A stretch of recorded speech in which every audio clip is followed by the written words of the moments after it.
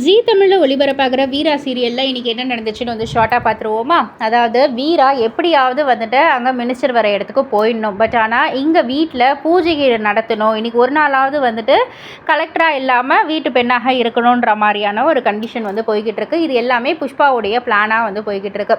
ஒரு சைட் புஷ்பாவும் ராகவனும் வெளியில் கிளம்புனதுக்கு அப்புறமா இங்கே வீராவுக்கு தொடர்ந்து கால் வந்துக்கிட்டே இருக்குது.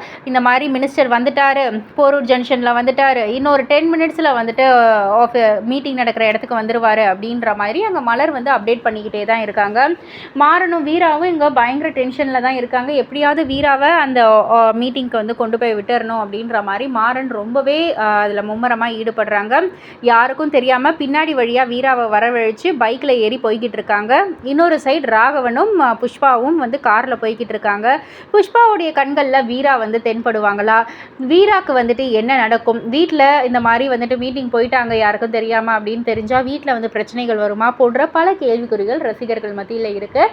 பட் ஆனால் இதெல்லாம் வந்து ப்ரோமோலேயே வந்து வெளியிட்டிருப்பாங்க இல்லையா, வீரா வந்து தப்பிச்சிருவாங்க ஸ்டோர் ரூம்லேருந்து வெளியில் வர மாதிரிலாம். ஸோ பொறுத்திருந்து பார்ப்போம் புஷ்பாவுடைய வில்லத்தனம் வந்து எந்த அளவுக்கு போகுது அப்படின்றது. இதை பற்றி நீங்கள் என்ன நினைக்கிறீங்க? அண்ட் இது போல் சீரியல் அப்டேட்லாம் தெரிஞ்சுக்கிறதுக்கு மறக்காமல் நம்ம சேனலை சப்ஸ்கிரைப் பண்ணுங்கள், லைக் பண்ணுங்கள், ஷேர் பண்ணுங்கள்.